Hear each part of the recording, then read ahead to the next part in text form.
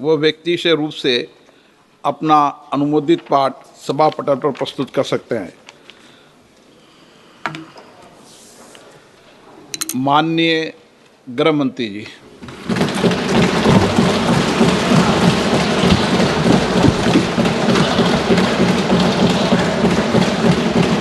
सम्माननीय अध्यक्ष जी, मैं आज पहलगांव में निर्दोष यात्रियों की नृशंस हत्या पाकिस्तानी आतंकवादियों के द्वारा जो की गई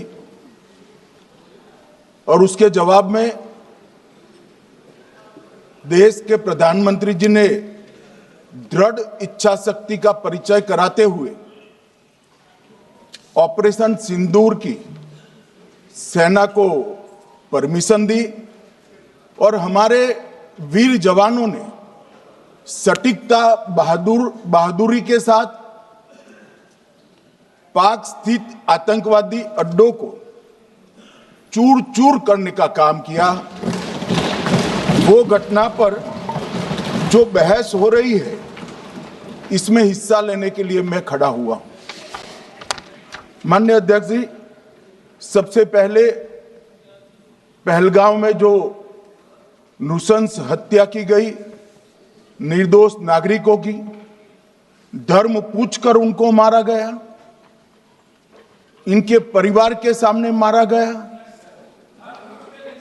और बड़ी बर्बरता के साथ ये हत्याएं की गई, इसकी मैं घोर निंदा करता हूं। और जो मारे गए हैं इनके परिजनों के साथ अत्यंत हृदय की गहराइयों से मैं संवेदना भी व्यक्त करना चाहता हूं। ऑपरेशन सिंदूर के जवाब में पाकिस्तान के हमारे नागरिक ठिकानों पर गोलीबारी की, इसमें भी कुछ नागरिक हताहत हुए, गुरुद्वारा भी टूटा, मंदिर भी टूटा। जो भी नागरिक उसमें घायल हुए हैं और जो हताहत हुए हैं, वो सभी के प्रति मैं पूरे सदन की ओर से गहरी संवेदना व्यक्त करना चाहता हूं। माननीय अध्यक्ष जी, कल से यहां पर पक्ष और विपक्ष दोनों की चर्चा चल रही है और स्वाभाविक है, जब इस तरह की नृशंस घटना घटे देश में, तब इस पर मुक्त चर्चा भी होनी चाहिए, चिंतन भी होना चाहिए, आगे न हो इसकी व्यवस्था की भी चिंता होनी चाहिए। माननीय अध्यक्ष जी, मैं विषय पर आने से पहले आपके माध्यम से सदन को और सदन के माध्यम से पूरे देश को ऑपरेशन महादेव जो कल एक हुआ है, इसकी जानकारी देना चाहता हूं। माननीय अध्यक्ष जी, कल ऑपरेशन महादेव में सुलेमान उर्फे फैजल जट, अफगान और जिब्रान, 3 आतंकवादी सेना, सीआरपीएफ और जम्मू कश्मीर पुलिस के संयुक्त अभियान में ऑपरेशन महादेव में मारे गए। और माननीय अध्यक्ष जी, ये जो सुलेमान है, ए श्रेणी का लश्कर तोयबा का कमांडर था पहलगाम हमले में, और गगनगिर आतंकी हमले में वो लिप्त था। इसके ढेर सारे सबूत हमारी एजेंसियों के पास है। अफगान ए श्रेणी का लश्कर तैयबा का आतंकवादी था और जिब्रान भी ए ग्रेड आतंकवादी था। और माननीय अध्यक्ष जी, मैं सदन को और सदन के माध्यम से पूरे देश को बताना चाहता हूं, जिन्होंने बैसरन घाटी में हमारे प्रवासियों को, नागरिकों को मारा था, ये तीनों आतंकवादी ये थे और तीनों मारे गए।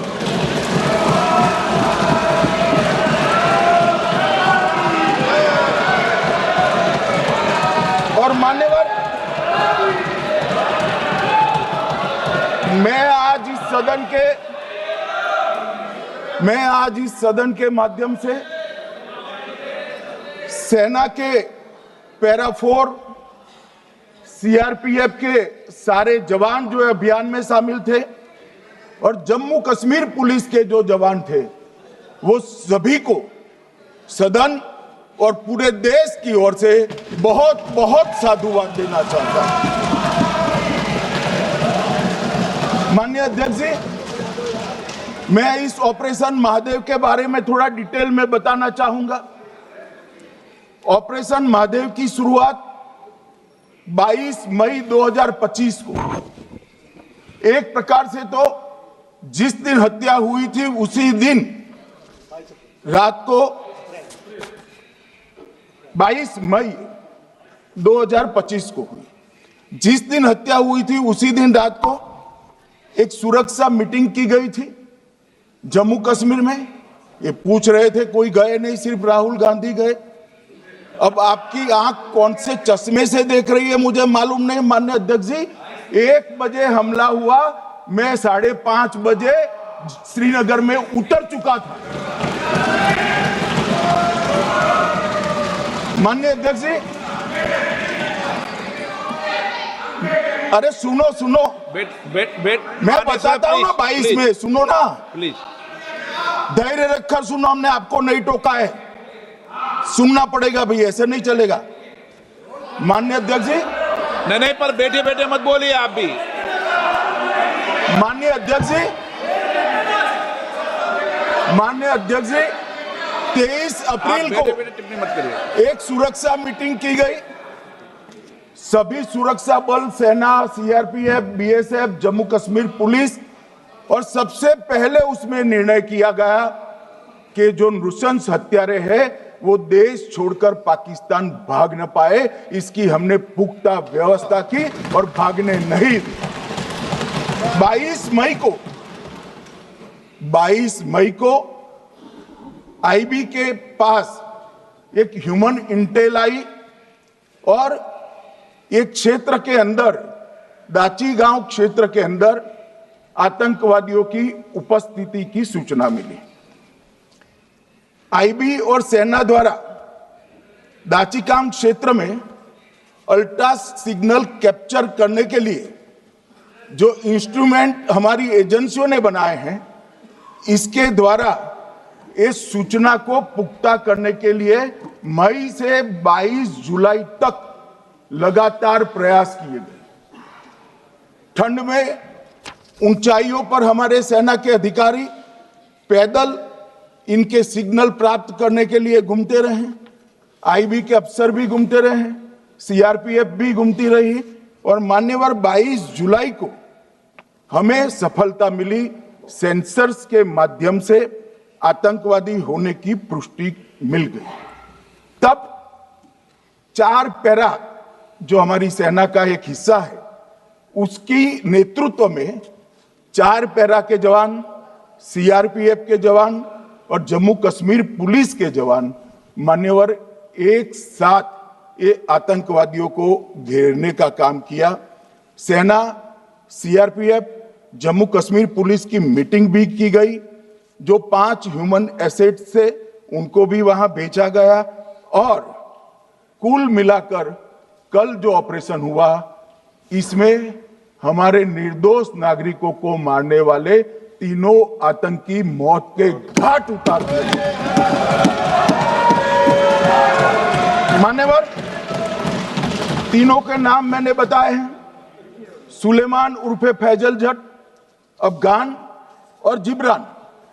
मान्यवर, वो तो एक आशंका थी कि यही लोगों ने घटना की है, मगर मैं बाद में एनआईए की जांच पर आता हूं, एनआईए ने पहले से ही इनको, जिन्होंने आसरा लिया था, वो लोगों को गिरफ्तार कर रखा था। उनको खाना पहुंचाने वाले लोगों को अपने कब्जे में रखा था। तो जब आतंकवादियों के शव श्रीनगर आए, इनसे पहचान कराई गई। 4 लोगों ने पहचान लिया, यही 3 लोग थे जिन्होंने पहलगांव में आतंकी घटना को, मगर हमने इस पर भी भरोसा नहीं किया मान्यवर, कोई जल्दबाजी नहीं की।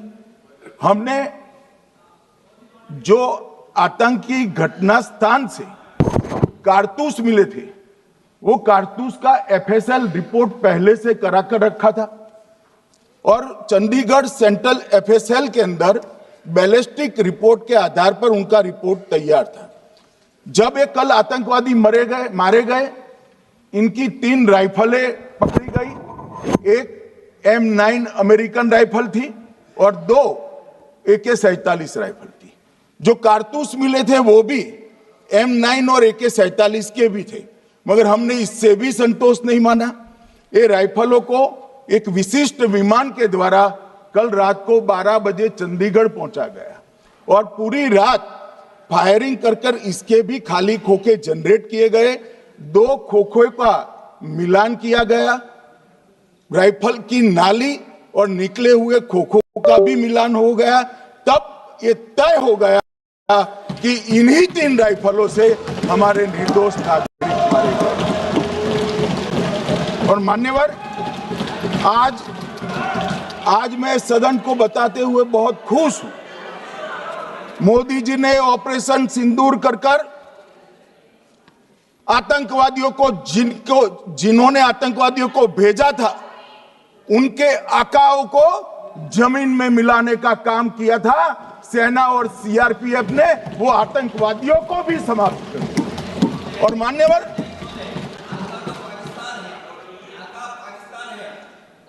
कौन पाकिस्तान से आपकी बात होती है क्या? अरे बैठ जाओ भाई।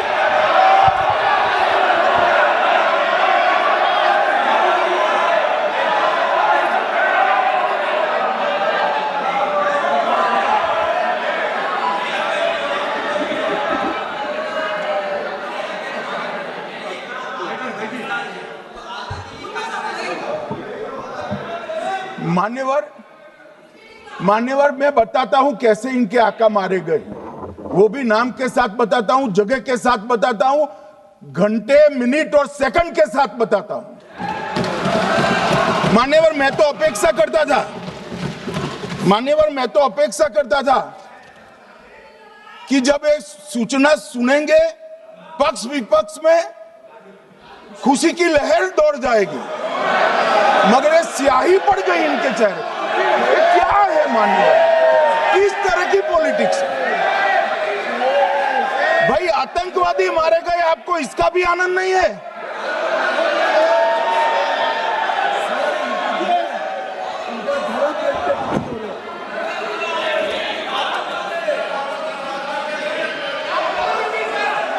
अखिलेश जी बैठ जाइए, मेरा पूरा जवाब सुनिए, आपका सब जवाब आ जाएगा।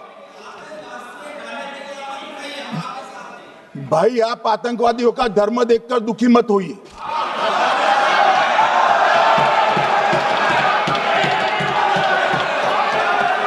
अखिलेश बैठ जाइए यार।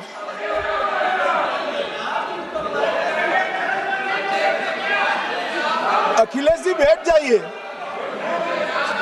मान्यवर, किसी को संशय रखने की जरूरत नहीं है। बैलिस्टिक रिपोर्ट मेरे पास है, मेरे हाथ में है और 6 वैज्ञानिकों ने इसको क्रॉस चेक किया है। सुबह 4:46 पर फोन पर मुझे 6 ने वीडियो फोन पर कहा है कि 100% वही गोलियां हैं जो वहां चलाई। मान्यवर, ये हमारे देश की सेना, सीआरपीएफ और जम्मू कश्मीर पुलिस, ये तीनों का एक साझा बहुत बड़ा कामयाबी है, जिस पर 140 करोड़ को नाज होना चाहिए, देश की जनता को नाज। मान्यवर, मैं तो गया था वहां पर जब ये घटना हुई। दूसरे दिन इनके परिजनों को मिला था। 6 दिन की शादी वाली बच्ची विधवा होकर मेरे सामने खड़ी थी। आज तक मैं वो दृश्य नहीं भूल सकता। मगर आज सारे परिजनों को मैं कहना चाहता हूं कि मोदी जी ने ऑपरेशन सिंदूर से भेजने वालों को भी मारा और हमारे सुरक्षा बलों ने जिनको भेजा था उनको भी मारा और एक ऐसा सबक सिखाया है कि आने वाले कई दिनों तक कोई ऐसी हिम्मत नहीं कर पाएगा। मान्यवर, मैं थोड़ा एनआईए की जांच के बारे में भी बताना चाहूंगा। मान्यवर, जिस दिन लश्कर ए तोयबा ने और इसके आउटफिट टीआरएफ ने इसकी जिम्मेदारी ली, उसी दिन हमने तय कर लिया था कि ये जांच एनआईए को सौंप दी जाएगी, क्योंकि एनआईए आतंकवाद के केसों की जांच के लिए, वैज्ञानिक तरीके से जांच करने के लिए और सजा कराने के लिए महारत हासिल की हुई विश्व मान्य एजेंसी है, जिसका सजा कराने का दर 96% से ज्यादा है। मान्यवर, हमने तुरंत ही इसकी जांच एनआईए को दे दी। हमने पूरी व्यवस्था की। सेना, बीएसएफ, सीआरपीएफ और जम्मू कश्मीर पुलिस ने ये लोग देश छोड़कर भाग न जाए। और मान्यवर, इसकी जांच की शुरुआत हुई। एक थकाने वाली बहुत लंबी जांच हुई है। जांच के दौरान मृतक के परिजन जो साथ में थे, उनको सभी को चर्चा किए गया। पर्यटकों, खच्चर वालों, पोनी वालों, फोटोग्राफर, कर्मचारियों, विभिन्न दुकान में काम करने वाले लोगों, कुल मिलाकर 1055 लोगों की लंबी 3000 घंटे से ज्यादा पूछताछ इंफॉर्मेशन के लिए की गई और इस सबको वीडियो पर रिकॉर्ड कर दिया गया। और बाद में इसके आधार पर स्केच बनाया गया और ढूंढते 22/6/25 को एक बशीर की पहचान की गई और परवेज की पहचान की गई, जिन्होंने आतंकवादी घटना के अगले दिन आतंकवादियों को शरण दी थी। उनको अपने ढोक में रखा था। वो दोनों को गिरफ्तार कर लिया गया। अब वो हमारी कस्टडी में है। दोनों गिरफ्तार अपराधियों ने खुलासा किया कि 21/4/25 की रात को 8 बजे 3 आतंकवादी बेसरन से लगभग 2 किलोमीटर दूर स्थित परवेज ढोक में आए थे। आतंकवादियों के पास AK-47 और M9 कार्बाइन थी। जो 2 आतंकवादियों ने काली पोशाक पहनी थी और एक ने छद्म वेश किया था।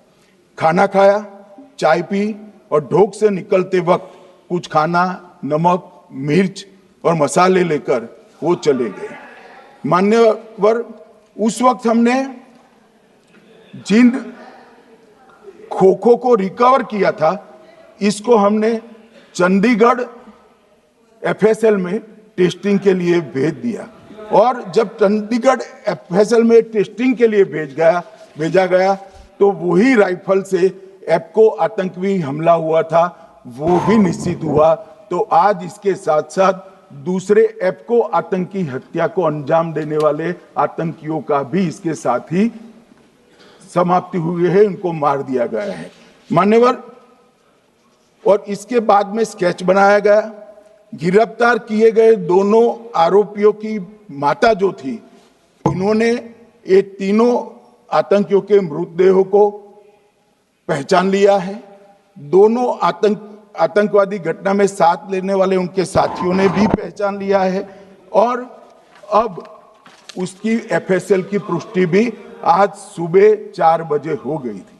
अब मैं जांच का पूरा ब्यौरा बताना चाहता हूं। मान्यवर, ये हमले में 3 पाकिस्तानी आतंकवादी थे। हमले में 2 AK-47 और 1 M9 कार्बाइन का प्रयोग किया गया था। और अब जो पकड़े गए हैं, इसके सुलेमान के कारण एप्को का मामला भी आज रिजॉल्व हो रहा है और आतंकवादियों को पनाह देने वाले 2 स्थानीय लोगों को भी इस केस में पकड़ लिया गया है। अब मान्यवर, कल पूछते थे कहां से आए, कहां गए, किसकी जिम्मेदारी है। भाई, जिम्मेदारी हमारी ही है। हम सरकार में हैं, हमारी ही जिम्मेदारी है। मगर मैं पूछता हूं, जब आप सरकार में थे तब क्या क्या हुआ था, इसकी जिम्मेदारी किसकी थी और क्यों निर्वहन नहीं किया, वो भी बाद में पूछूंगा। जरा धीरज से सुनना। मगर मान्यवर, मुझे एक बड़ा दुख हुआ। कल इस देश के पूर्व गृह मंत्री चिदंबरम जी ने सवाल उठाया कि क्या प्रूफ है कि ये आतंकवादी पाकिस्तान से आए, और मान्यवर कब उठाया? जब संसद में चर्चा होने वाली थी। क्या कहना चाहते हैं चिदंबरम साहब? किसको बचाना चाहते हैं? पाकिस्तान को बचाकर आपको क्या मिलेगा? वो ये कह रहे हैं कि और क्या है, मत जवाब दो।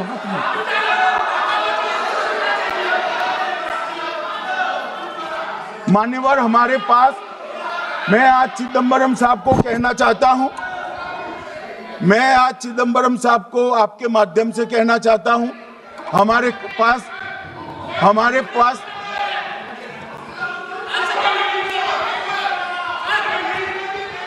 मान्यवर हमारे पास प्रूफ है, वो भी मैं सदन के सामने रखना चाहता हूं कि तीनों पाकिस्तानी थे।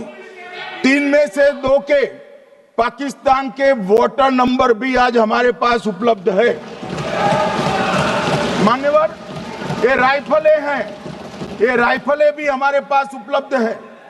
इनके पास से जो चॉकलेटें मिली हैं, वो चॉकलेटें ढोक में से मिली, वो भी पाकिस्तान की बनाई हुई चॉकलेट है।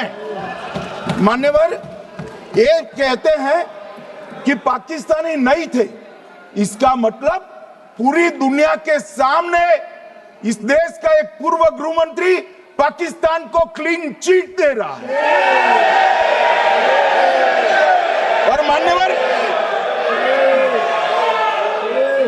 और मान्यवर वो पाकिस्तानी आतंकवादी नहीं थे, ऐसा बोलकर श्री चिदंबरम अगर पाकिस्तानी आतंकवादी नहीं थे तो पाकिस्तान पर हमला क्यों किया, वो भी सवाल खड़ा कर रहे हैं। मान्यवर आज पूरी दुनिया ने हमारे संसद सदस्य गए थे, स्वीकारा था कि हमला पाकिस्तान ने किया है, और इस देश का गृह मंत्री जो कांग्रेस पार्टी से आता है वो कहता है कि क्या सबूत है। अरे मुझसे मांगते, मैं दे देता, टीवी से मांगते हैं, पूरी दुनिया के सामने उजागर करते हैं, शख्स सुबह खड़ा करते हैं। पाकिस्तान को बचाने का इनका ये षड्यंत्र आज 130 करोड़ लोग जान रहे हैं। बच नहीं पाओगे आप लोग, बच नहीं पाओगे। मान्यवर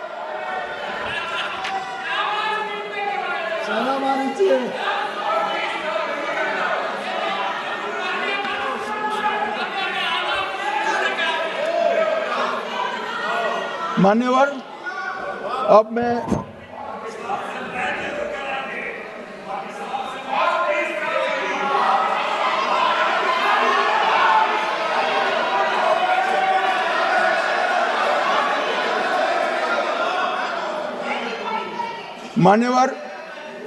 अब मैं पहलगांव आतंकी हमला और ऑपरेशन सिंदूर,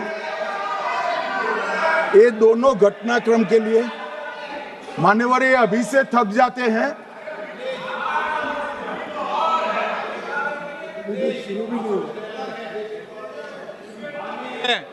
प्लीज बैठिए।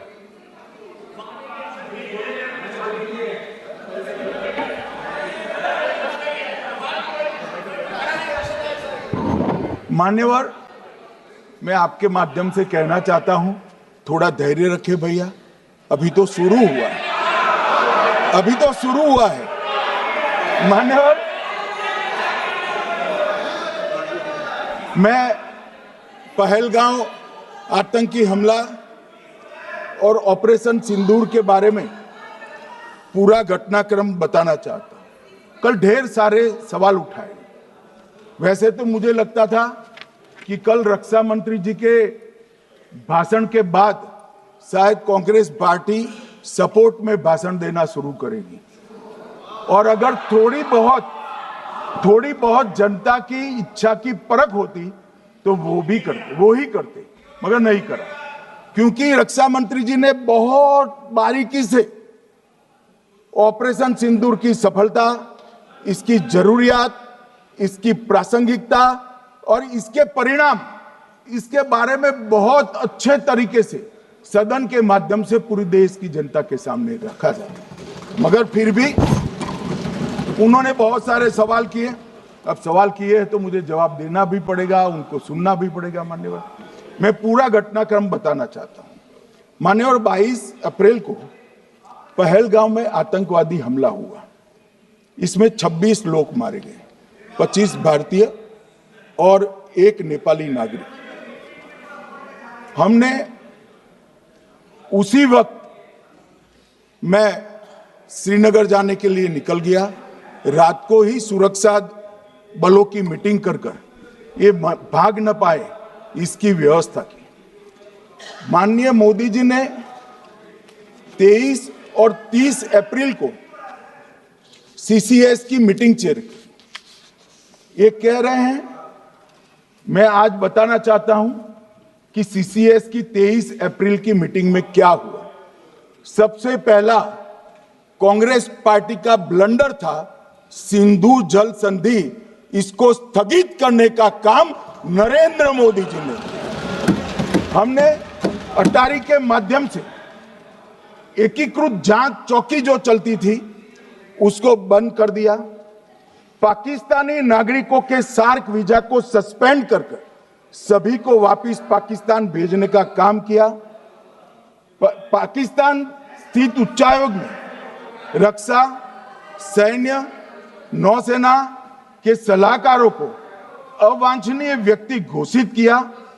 संख्या को 55 से घटाकर 30 किया और सीसीएस ने ये संकल्प लिया कि जहां पर भी ये आतंकवादी छुपे हैं उनको और उनकी ट्रेनिंग करने वाले अड्डों को सेना, पुलिस, सीआरपीएफ, बीएसएफ उचित जवाब देगी। मान्यवर, जिस तारीख को ये हुआ उसी दिन ये निर्णय हो चुका। मान्यवर, इसके बाद में कल गोगाई जी कहते थे मोदी जी 24 को पहलगाम जाने की जगह बिहार गए। सुनो यार। मान्यवर, मोदी जी जब ये पहलगाम घटना हुई यहां नहीं थे, विदेश में थे।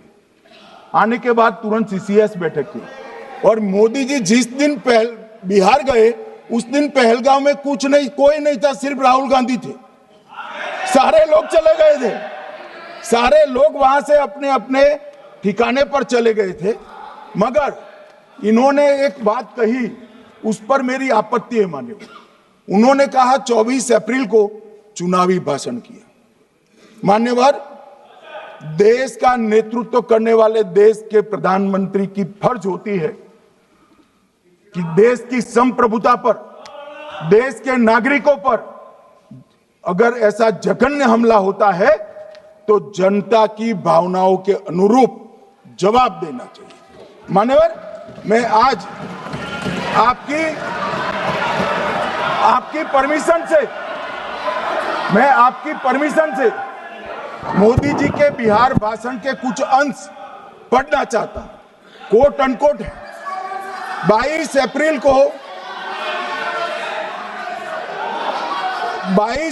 को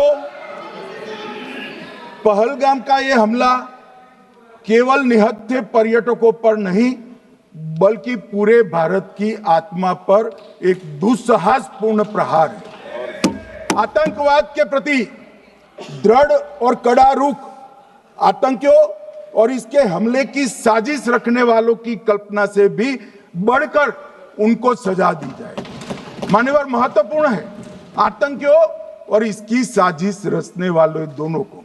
आतंकियों की बची खुची जमीन भी मिट्टी में मिलाने का समय आ गया है। 140 करोड़ भारतीय इस बात के लिए एकजुट है कि आतंक के आकाओं की कमर तोड़ दी जाएगी। भारत हरेक आतंकवादी और उनके समर्थकों की पहचान करेगा, उनका पता लगाएगा और उन्हें दंडित करेगा। आतंकवाद कभी भी भारत की आत्मा नहीं तोड़ पाएगा। न्याय सुनिश्चित करने का मैं हर संभव प्रयास करूंगा। अनकोट अब इसमें किसी को चुनावी भाषण दिखाई पड़ता है तो उसकी समझ शक्ति पर बहुत सारे सवालिया निशान लग जाते हैं। ये चुनावी भाषण नहीं है, आतंकवाद के खिलाफ लड़ने का 140 करोड़ भारतीयों का प्रतिघोष है जो मोदी जी ने वहां दिया। इनको चुनावी भाषण दिखाई पड़ता है, जैसे चश्मे होते हैं ऐसी ही दृष्टि होती है। मान्यवर, इसके बाद 30 अप्रैल को मान्यवर 30 अप्रैल को सीसीएस की बैठक हुई, पहले 23 को हुई थी। उसमें सशस्त्र बलों को पूर्ण ऑपरेशन की फ्रीडम दे दी गई। प्रधानमंत्री मोदी जी ने सीसीएस की उपस्थिति में रक्षा मंत्री, एनएसए और सेनाओं के प्रमुख के साथ बैठकर पूर्ण ऑपरेशनल फ्रीडम देने का काम किया और इसके बाद ये ऑपरेशन सिंदूर हुआ। मान्यवर, ऑपरेशन सिंदूर 7 मई को रात को 1:04 से 4 मिनट से 1:24 तक चला। उसमें पाकिस्तान के 9 आतंकी ठिकानों को ध्वस्त कर दिया और पूरी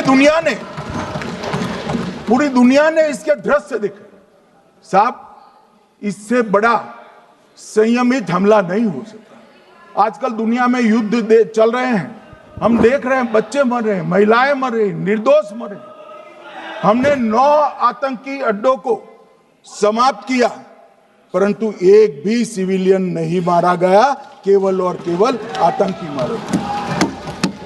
स्थान थे मरकज सुभान अल्लाह बहावलपुर, मरकज तैयबा मुरीद के, महमूना जाया कैंप सियालकोट, अरे नाम सुनो काम में आएंगे, सरजाल camp Sialkot, Sawai Nala camp Muzaffarabad, Syedna Bilal camp Muzaffarabad, Gulpur camp Kotli, Barnala camp बिंगबर्ग और अब्बास कैंप कोटली।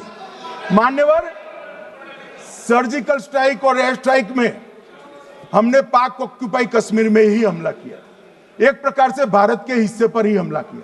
पाक ऑक्यूपाई कश्मीर हमारा ही, तो हमने तो हमारे हिस्से में हमला किया, मगर इस बार 100 किलोमीटर अंदर घुसकर पाकिस्तान की भूमि पर आतंकवादियों को तबाह करने का काम।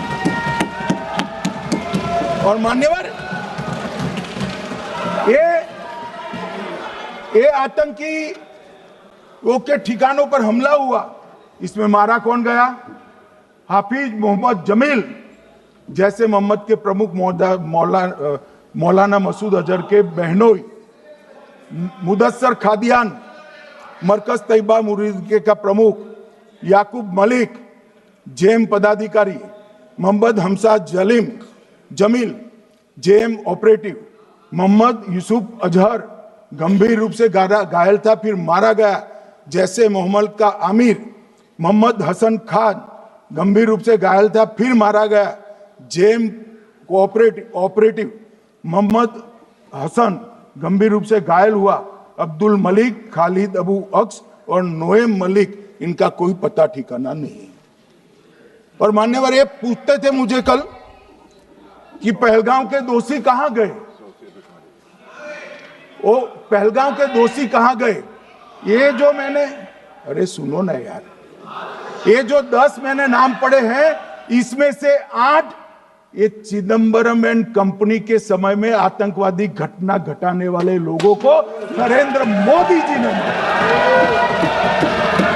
ये हमें पूछते हैं कहां गए? अरे भाई, आपके समय में जो छुप गए थे उनको चुन चुन कर हमारी सेना ने समाप्त कर दिया है। और ये 10 नहीं,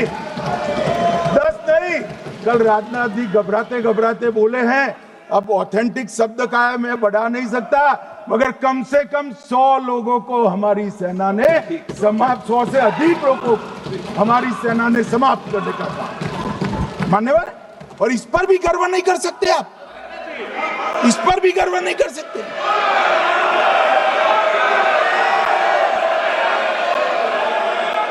मान्यवर,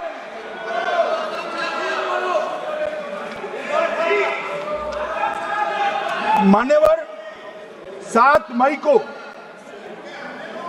1:26 पर 22 मिनट पर ये हमारा काम समाप्त हो गया। हमारे डीजीएमओ ने उनके डीजीएमओ को बता दिया कि भाई हमने आतंकवादी हमलों पर स्थानों पर सिर्फ हमला किया है, इनके हेडक्वार्टर पर हमला किया है, जो हमारा आत्मरक्षा का अधिकार है। पूरी दुनिया इसको एक्नॉलेज करती है। ऐसा नहीं हो सकता है मनमोहन सिंह के समय की तरह कि वो आकर मारेंगे और हम चुपचाप बैठे रहेंगे और जाकर चर्चा करेंगे। ये नरेंद्र मोदी सरकार, ऐसा नहीं हो सकता। डोजियर भेजते रहेंगे। मान्यवर, उरी में हमला हुआ, हमने सर्जिकल स्ट्राइक किया।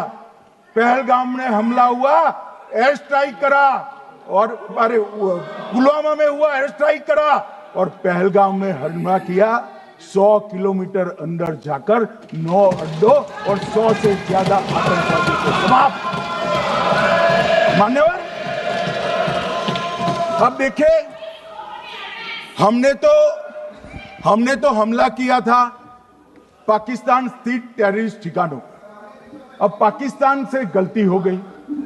टेररिस्ट ठिकानों पर जो हमला किया था उसको वो अपने पर का हमला मान बैठे और पूरी दुनिया में कहते थे कि हमारा टेररिज्म से कोई लेन देन नहीं है। ये तो अब ऐसे ही ग्रुप करते, हम तो विक्टिम है, जो मनमोहन सिंह ने सर्टिफाइड भी कर दिया था कि ये भी विक्टिम है। मान्यवर, मगर दूसरे दिन इनकी श्रद्धांजलि का कार्यक्रम हुआ और पाकिस्तान को मालूम नहीं पड़ा कि ये पूरी दुनिया देखेगी।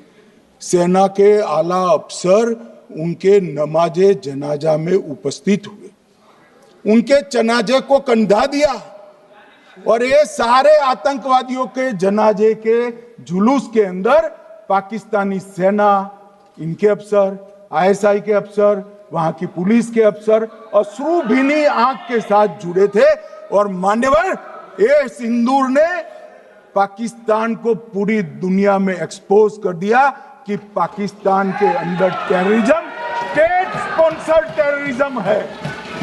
ये पूरी तरह से मान्यवर, पूरी तरह से एक्सपोज हो गया। 8 मई को पाकिस्तान ने हमारे रिहायशी इलाकों में हमला किया, हमारे सेना के अड्डों पर हमला किया, मगर एक भी मिसाइल से उनका कुछ नुकसान नहीं कर पाई। बहुत नजदीक से की हुई गोलाबारी के कारण हमारे एक गुरुद्वारा टूटा, एक मंदिर टूटा, कुछ हमारे नागरिक हताहत हुए।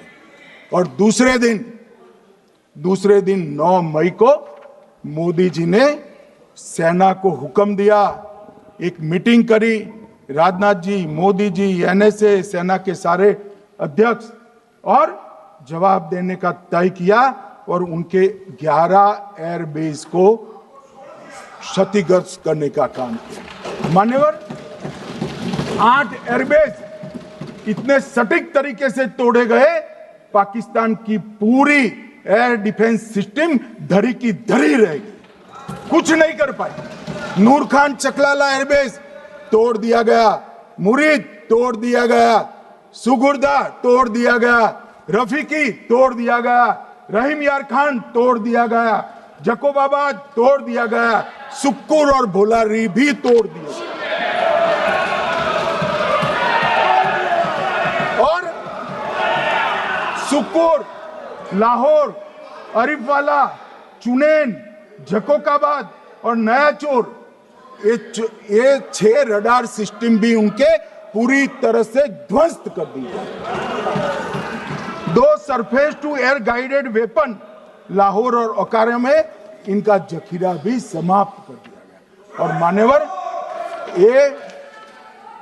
ये हर चीज में पॉलिटिक्स करते, हर चीज में।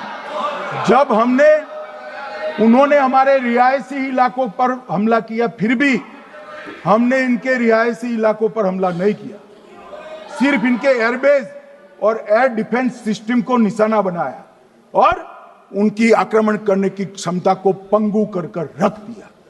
हमारी पूरी सेना, पूरी वायुसेना पूरी नौसेना अक्षुण्ण थी और उनकी हमला करने की क्षमता को हमने छिन्न विछिन्न कर दिया। पाकिस्तान के पास शरण में आने के अलावा और कोई चारा ही नहीं था। इसलिए मान्यवर, इसलिए 10 मई को डीजीएमओ ने, पाकिस्तान के डीजीएमओ ने भारत के डीजीएमओ को फोन किया और 5 बजे हमने इस संघर्ष को विराम किया। अब मान्यवर,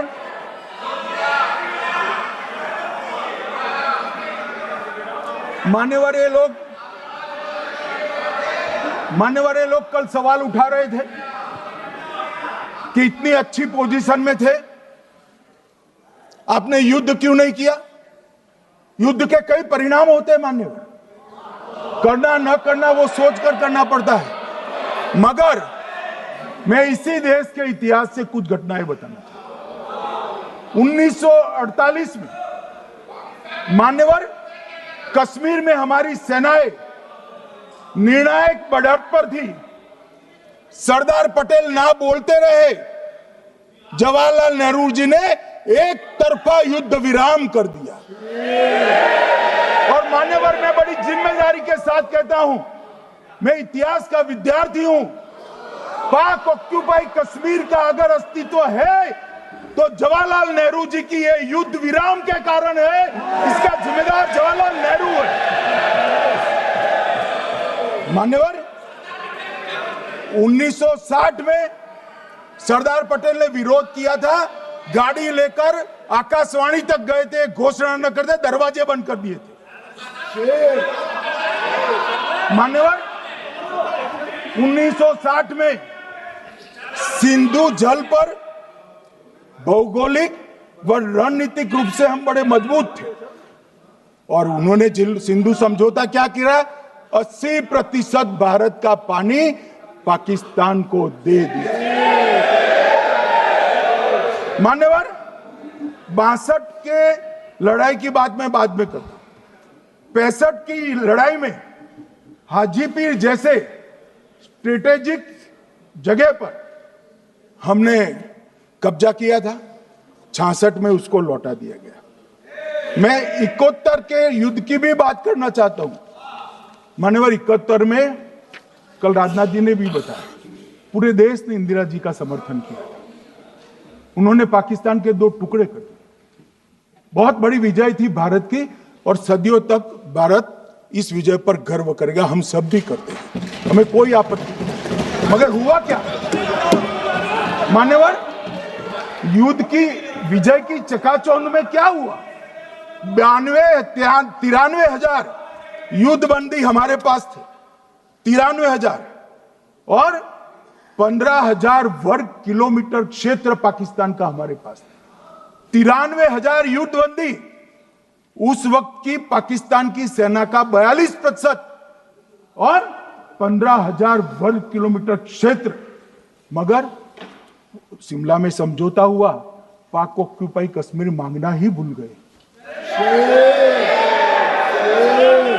अगर उस वक्त पाक ऑक्यूपाई कश्मीर मांग लेते, न रहेगा बांस, न बजती बांसुरी। ये कैंप तोड़ने की जरूरत न पड़ती साहब आपको, हमको। मान्यवर, इतना ही नहीं, पाक ऑक्यूपाई कश्मीर तो नहीं लिया, मांगना ही भूल गए। 15,000 वर्ग किलोमीटर की जीती हुई भूमि भी वापस दे दी। तय हुआ था पाकिस्तानी नरसंहार के लिए युद्ध अपराध न्यायाधिकरण बनेगा, नहीं बना। सेना ने पूर्वी पाकिस्तान में नरसंहार किया था। 195 पाकिस्तानी अधिकारियों पर मुकदमा चढ़ना था। भुट्टो अपने साथ इंदिरा जी के सामने से छुड़ा कर ले गए। जनरल मानेकशॉ का एक कोट अनकोट कहता हूं, जनरल मानेकशॉ का, जो एक प्रकार से आर्किटेक्ट माने जाते हैं बांग्लादेश विजय के, इन्होंने कहा कि भुट्टो ने भारत के नेतृत्व को मूर्ख बनाया। अब जो शब्द है, मैं आप कोट अनकोट है, इसमें मेरा कुछ नहीं है, ये लोग गुस्सा न हो सकते। I told her into bracket Indira Gandhi, Indira ji को कहा, that he into bracket Bhutto के लिए, he has made monkey out of you. समझ में आता है? ये फील्ड मार्शल साहब ने कहा है, मान्यवर, और ये हमें सिखा रहे हैं, ये नहीं किया, वो नहीं किया, फलाना नहीं किया, ठिकाना नहीं किया। अरे भाई, आप तो पाकिस्तान को क्लीन चिट दे रहे हो कि पाकिस्तान ने हमला ही नहीं किया है।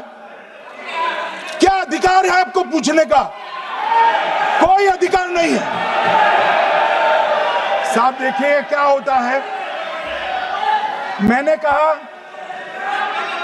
कहा पाकिस्तान को क्लीन चिट दे रहे हो, तो कनी मोदी जी कह रही है कि हम नहीं दे रहे। कनी मोदी जी, माननीय अध्यक्ष जी, आपके माध्यम से मैं कनी मोदी को बताना चाहता हूं, माननीय सदस्य जी को, कि वो कह रही है हमने नहीं दिया, मगर जिसके साथ बैठते हो उसका दोस्त तो आपके सर पर आएगा ना। चिदम्बरम जी कर रहे हैं, आपके राज्य से है, कांग्रेस के प्रमुख नेता है। देश के पूर्व गृह मंत्री कह रहे हैं कि पाकिस्तान ने आतंकवादी नहीं भेजे थे। क्या क्लीन चिट देना चाहते? किसी को अधिकार नहीं है साहब यहां आतंकवाद पर बोलने का, किसी को अधिकार नहीं। मान्यवर, मैं अब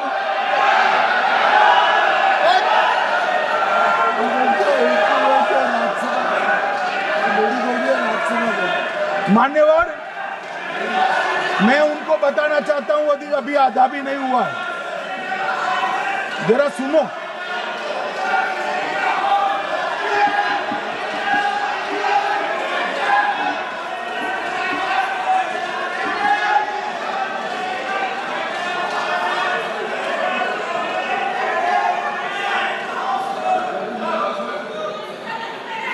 मान्यवर,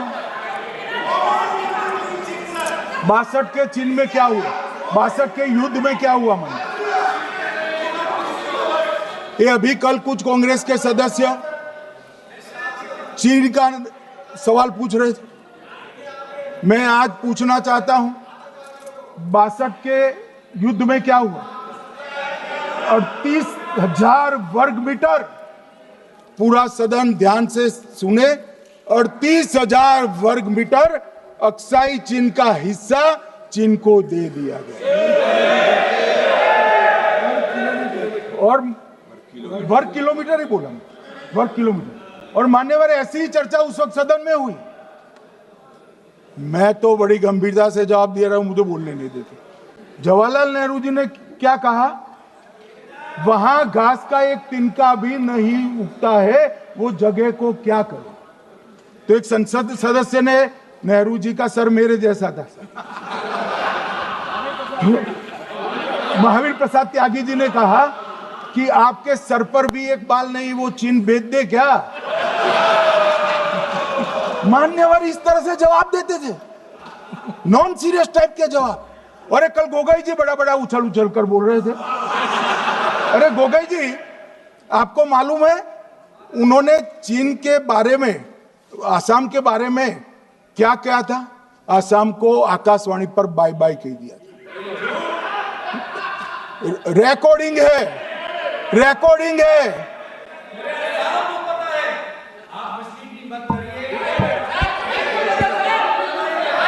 मान्यवर, मैं भी सहमत हूं, पूरे आसाम को पता है। मान्यवर,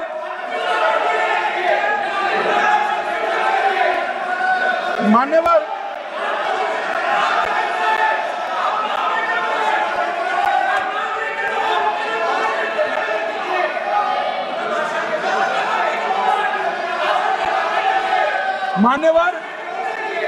मुझे मालूम है पूरे आसाम को पता है, इसीलिए तो वो विरोध पक्ष में बैठे हैं वहां पर आसाम में।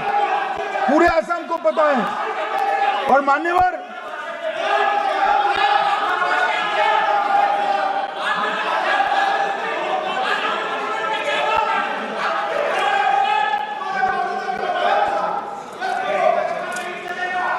मान्यवर, जोर से बोलने से सत्य को छिपाया नहीं जा सकता।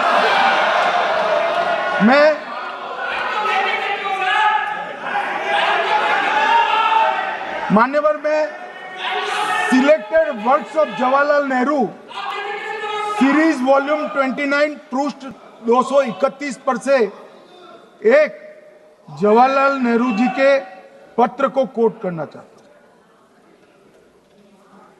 हूं। अनौपचारिक रूप से संयुक्त राज्य अमेरिका ने यह सुझाव दिया कि चीन को संयुक्त राष्ट्र में तो ले लिया जाए, मगर सुरक्षा परिषद को नहीं। सुरक्षा परिषद में भारत को लेना चाहिए। यह अमेरिका का प्रस्ताव था। नेहरू जी ने कहा, हम इसे स्वीकार नहीं करते क्योंकि इससे चीन के साथ हमारे संबंध खराब होंगे और चीन जैसे महान देश को बुरा लगेगा। मान्यवर, आज चीन सुरक्षा परिषद में है और भारत बाहर है। मोदी जी प्रयास करें अंदर ले जाने का। इसका कारण जवाहरलाल नेहरू का ये स्टैंड है।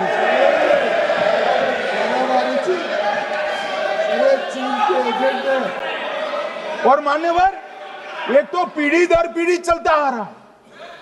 राजीव गांधी फाउंडेशन ने चीन के साथ एमओयू कर दिया।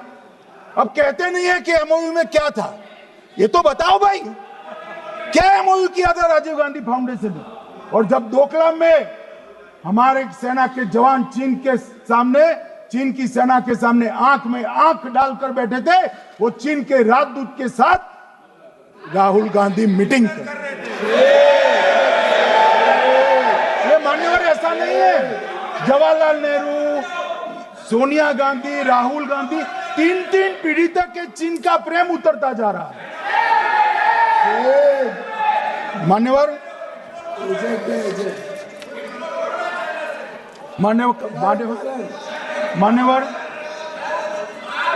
मैं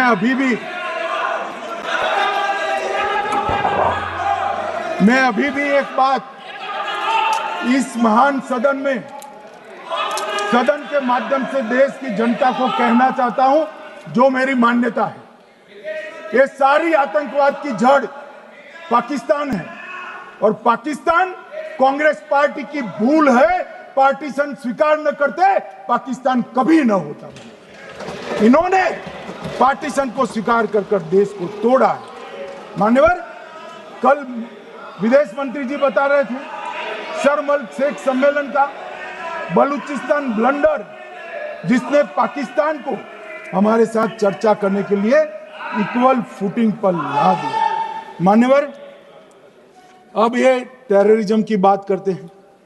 मैं इसमें भी पूरे देश की जनता को टेररिज्म की विगत 20 साल की स्थिति से अवगत कराना चाहता हूं। मान्यवर, अटल जी की सरकार थी। 2002 में टेररिज्म को समाप्त करने के लिए अटल जी की सरकार, एनडीए की सरकार, भाजपा सरकार पोटा का कानून लेकर आई।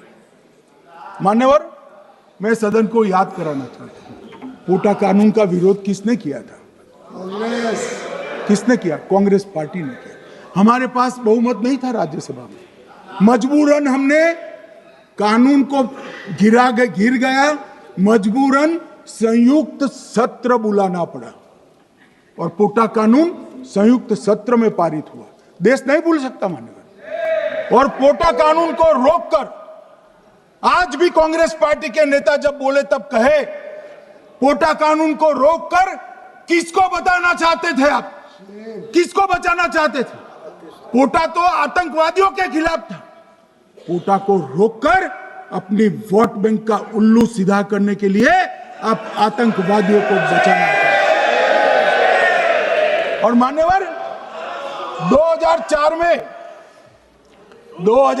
में अटल जी की सरकार गई, मनमोहन सिंह, सोनिया गांधी की सरकार आई।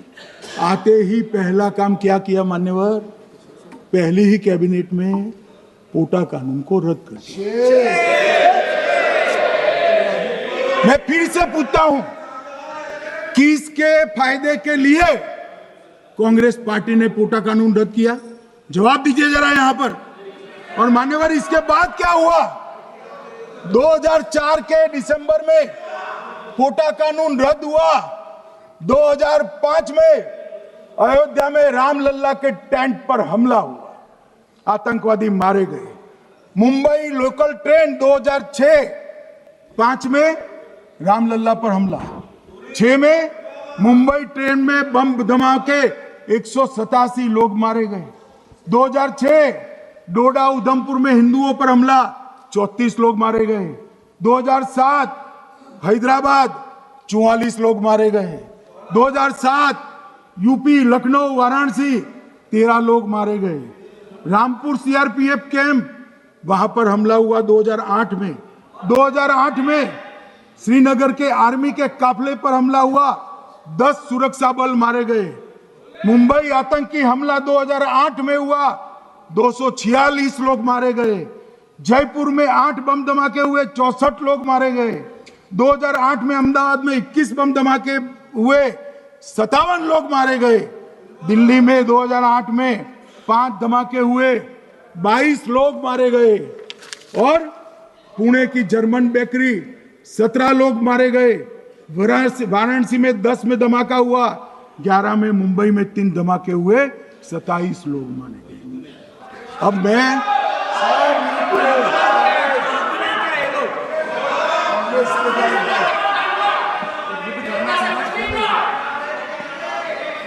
मान्यवर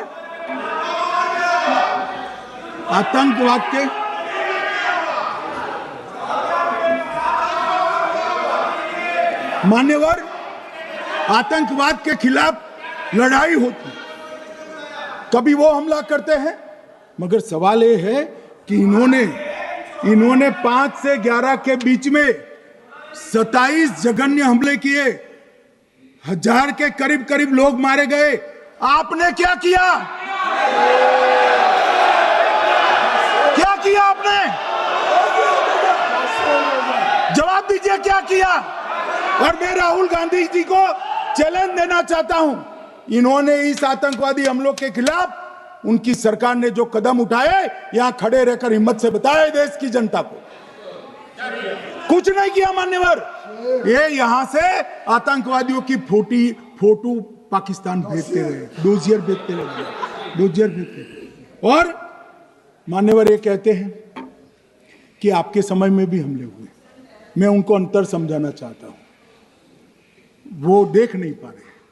मान्यवर, हमारे समय में जो भी आतंकवादी घटना हुई, पाक प्रेरित और कश्मीर सेंट्रिक हुई।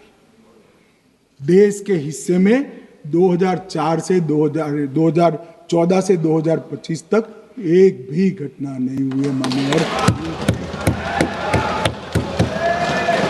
ये नरेंद्र मोदी सरकार है मान्यवर। और कश्मीर में भी आज स्थिति ऐसी हुई है, उनको पाकिस्तान से आतंकवादी भेजने पड़ते हैं। कश्मीर में आतंकवादी अब हमारे नहीं बनते हैं मान्यवर। और मैं सलमान खुर्शीद जी को भी याद करना चाहता हूं। एक बार मैंने बड़े सवेरे में नाश्ता करता था, टीवी पर उनको रोते हुए देखा। मुझे लगा क्या हुआ, कोई बड़ी घटना हो गई। तो रोते रोते वो श्रीमती सोनिया गांधी के घर से बाहर आ गए कि बाटला हाउस की घटना देखकर सोनिया जी फूट कर रो पड़ी।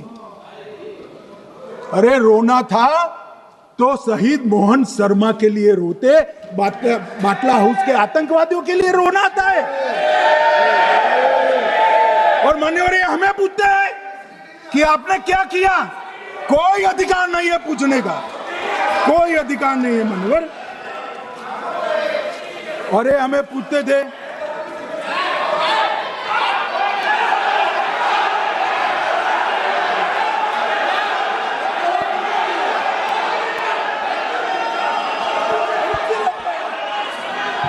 मान्यवर, अभी 25% बाकी।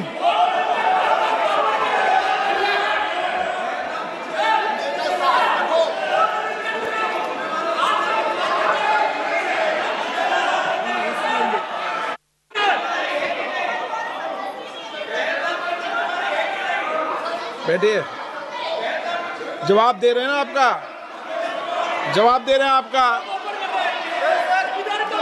पहलगांव के बाद जो घटनाक्रम घटित उसका जवाब दे दिया ना माननीय गृह मंत्री जी ने। आपने पूछा आतंकवादियों क्या हुआ, आतंकवादियों का जवाब दे दिया। क्या पूछना चाहते हैं आप? आपने हर सवाल पूछा, हर सवाल जवाब सुनिए। माननीय गृह मंत्री जी।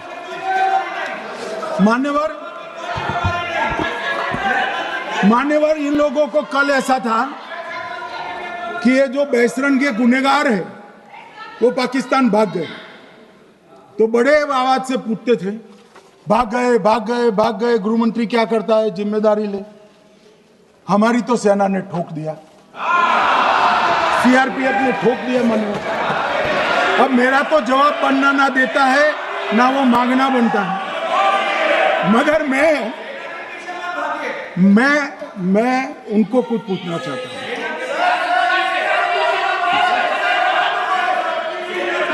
मान्यवर,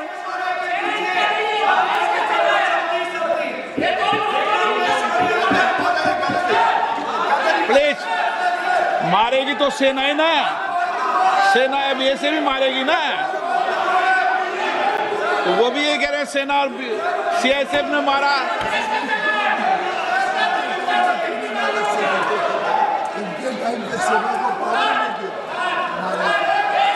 मान्यवर, ये कहते हैं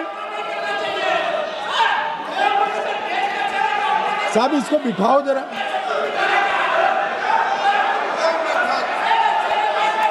हाँ, प्लीज बैठिए बैठिए बैठिए बैठिए बैठिए।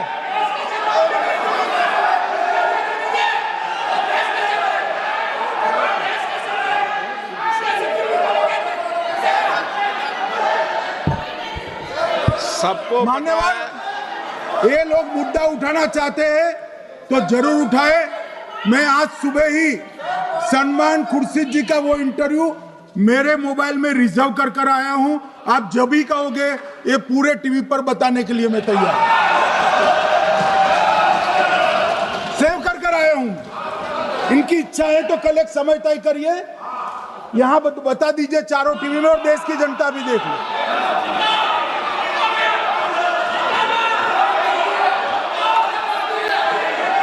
मान्यवर कह रहे हैं बताओ, आप बताओ, बताना है या नहीं बताना, नहीं पूछो ना उनको।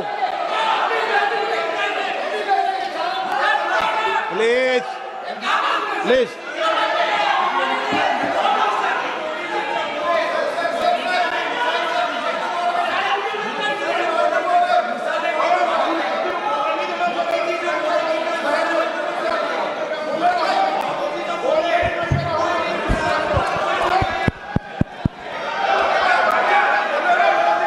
बिट्टू बैठ जा। मान्यवर, ये पूछ रहे थे कि क्यों भाग गए। अब मेरा समय काफी जाएगा, मैं जरा संक्षिप्त में कहता हूं, घटनाओं पर नहीं जाओ। दाऊद इब्राहिम कासकर 1986 में भागा, श्री राजीव गांधी की सरकार। सैयद सलाउद्दीन 93 में भागा, कांग्रेस की सरकार। टाइगर मेमन 93 में भागा, कांग्रेस की सरकार। अनीस इब्राहिम कासकर 93 में भागा, इनकी सरकार। रियाज भटकल 2007 में भागा, इनकी सरकार। इकबाल भटकर 2010 में भागा, इनकी सरकार। मिर्जा सादाब बेग 2009 में भागा, इनकी सरकार। अब मान्यवर, मेरा तो जवाब मांग लिया, हमारे सुरक्षा बलों ने मेरा जवाब भी दे दिया, अब राहुल गांधी इसका जवाब दे।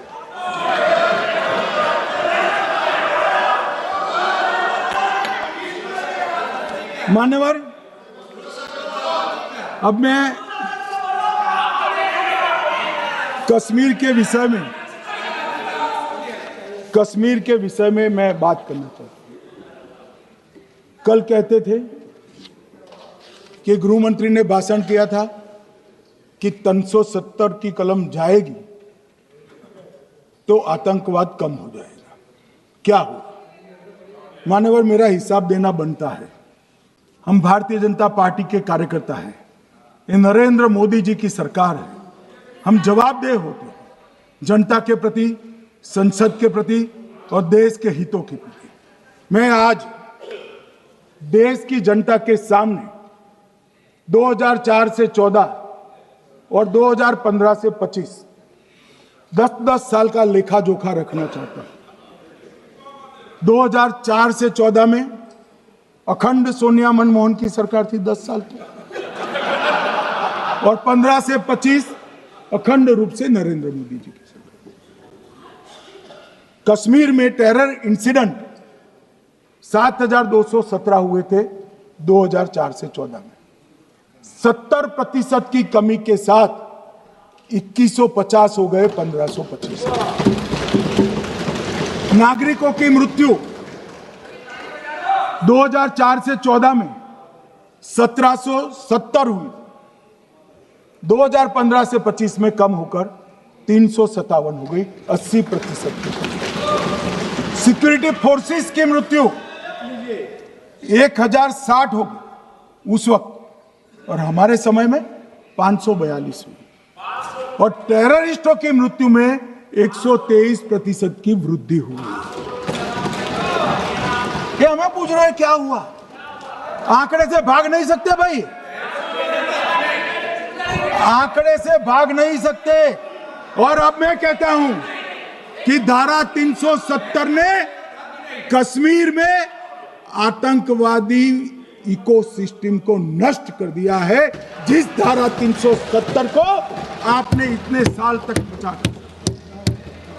हमने जीरो टेरर प्लान बनाया है, एरिया डोमिनेशन प्लान बनाया है, मल्टी लेवल डिप्लॉयमेंट किया है, सुरक्षा जेलें बनाई हैं, 98% ट्रायल अब वीडियो पर हो रहे हैं, हमने संचार साधन बसाए हैं, और 702 फोन विक्रेता जेल में डाले, 2667 सिम कार्ड बन गए।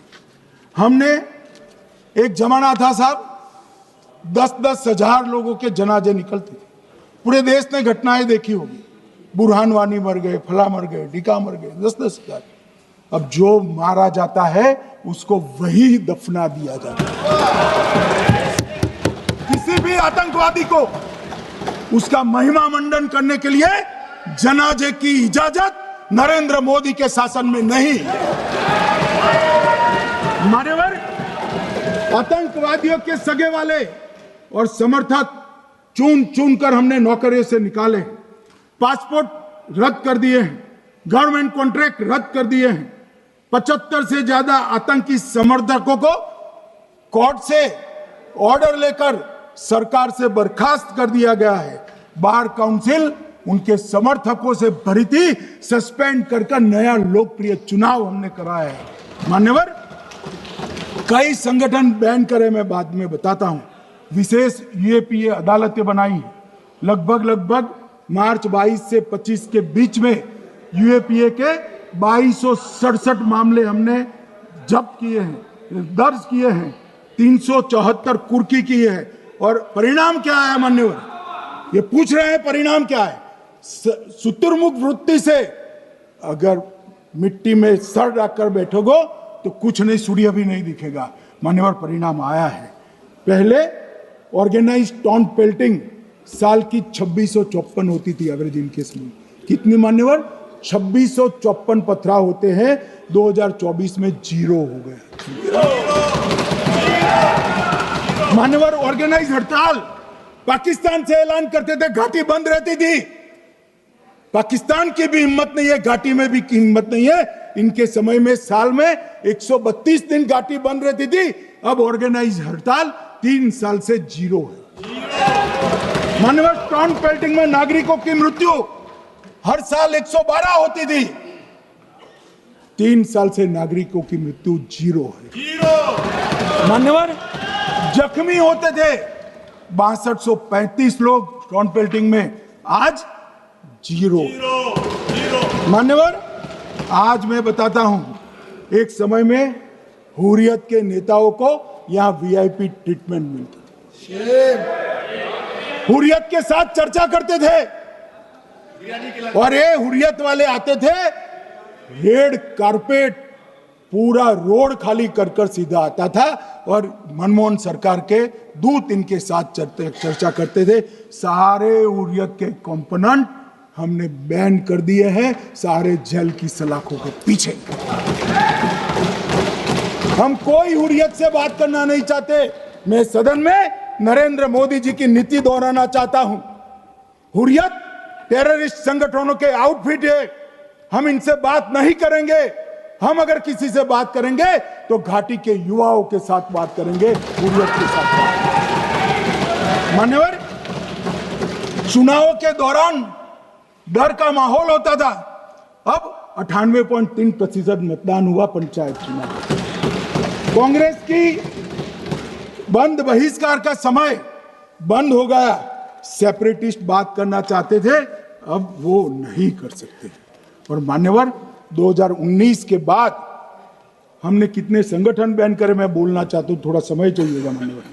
The TRF, people's anti fascist front, Tehreek ul Mujahideen, Jamaat ul Mujahideen Bangladesh Hindustan, Jammu Kashmir Ghaznavi force, Khalistan tiger force, Hizb ut Tahrir, Jamaat Islami, जो जमात इस्लामी ने पूरे पाकिस्तान के अंदर एक प्रकार से अलगाववाद का जहर घोला, वो जमात इस्लामी आज बंद कर दिया गया। Jammu Kashmir liberation front, Jammu Kashmir democratic freedom party, Muslim league Jammu Kashmir, Tehreek Hurriyat, Muslim conference सुमजी गुट, Jammu Kashmir national front, Jammu Kashmir people's freedom league, Jammu Kashmir people's league, Jammu Kashmir Ittehadul Musalman Awami action committee, Sikh for justice और पॉपुलर फ्रंट ऑफ इंडिया को भी हमने बैन किया।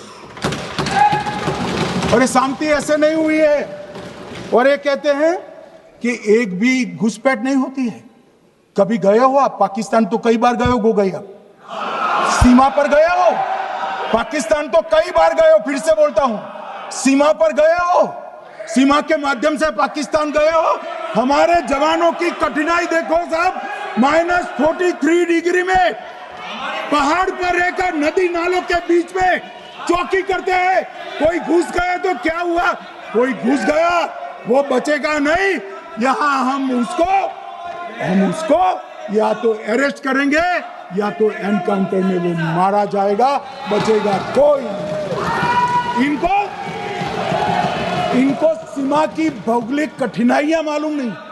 वहां मान्यवर कई नदी नाले हैं, वेग से पानी आता है, -46 डिग्री टेम्परेचर है, नीचे सुरंगें बनाते हैं। और ये तो ऐसे कह रहे हैं घुस गए।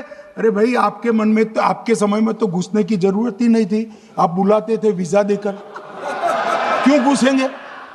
घुसने की जरूरत ही, जैसे आप पाकिस्तान जाते हो वैसे वो यहां आते। मानवर, अब ये कैसे हमें पूछ सकते हैं? मान्यवर,